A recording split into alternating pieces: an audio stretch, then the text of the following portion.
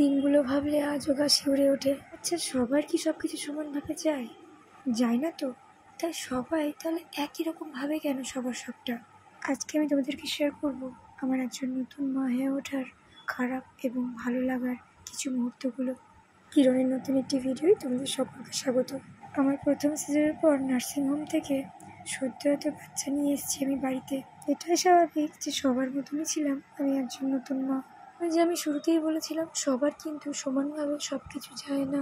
আমার কিন্তু প্রেগনেন্সির 9টা মাস খুব কষ্টেই কেটেছিল। শরীরের দিক দিয়ে অনেক কিছু দিক দিয়ে আমি ফেস করছিলাম। সম্পূর্ণ প্রেগনেন্সির মধ্যে সবথেকে যেটা কষ্টদায়ক ছিল সেটা হচ্ছে নাক দিয়ে ব্লিডিং, আর তার সঙ্গে সঙ্গে লো প্রেশার। আমার এমনিতেও লো প্রেশারের ধাত বরাবরই, কিন্তু সেই সময়কালীন আমার অত্যাধিক পরিমাণে লো প্রেশার হতো, নাক দিয়ে ব্লিডিং প্রচুর পরিমাণে হতো, যার জন্য আমার শরীর আরও উইক হয়ে যেত।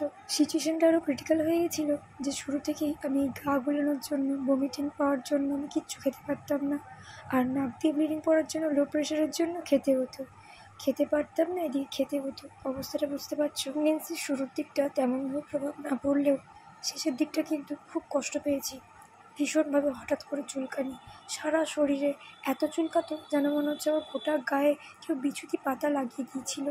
আর তার সঙ্গে এত অস্বস্তি। আর আমি আবারও রিপিট করছি, খারাপ পরিস্থিতির ওপর আবার খারাপ পরিস্থিতি।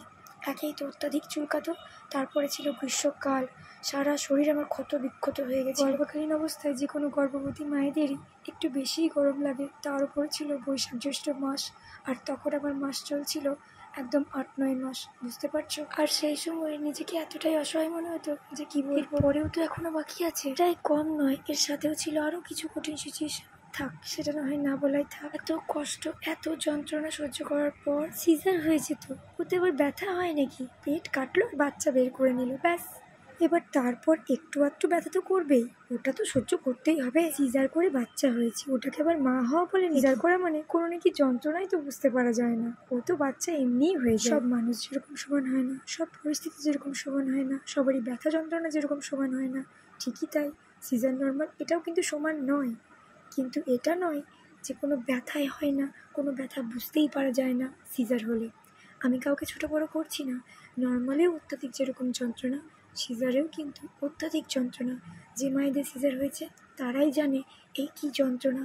এত কষ্ট সহ্য করার পর যখন এই কথাগুলো শুনতে পাওয়া যায় না, ওই অবস্থাকালীন বুকটা ফেটে যায়। মুখে বলা যতটা সহজ, সেই পরিস্থিতিতে এসে সেই মানুষটার অনুভূতি বোঝাটা সবচেয়ে কঠিন। অত্যাধিক শারীরিক যন্ত্রণা, তার সঙ্গে ছিল এরকম কিছু মানসিক যন্ত্রণা। মা হওয়া সহজ নয়, নর্মাল ডেলিভারি হোক বা সিজার। আমি কি কথাগুলো কোনোটাও ভুল বললাম? তোমরাই বলো। সত্যিই তো কষ্ট হয়, এটা তো কোনো মিথ্যে কথা নয়। আমরা সবাই মানুষ, কেউ কষ্ট যন্ত্রণাগুলো বানিয়ে বানিয়ে এমনি বলে না।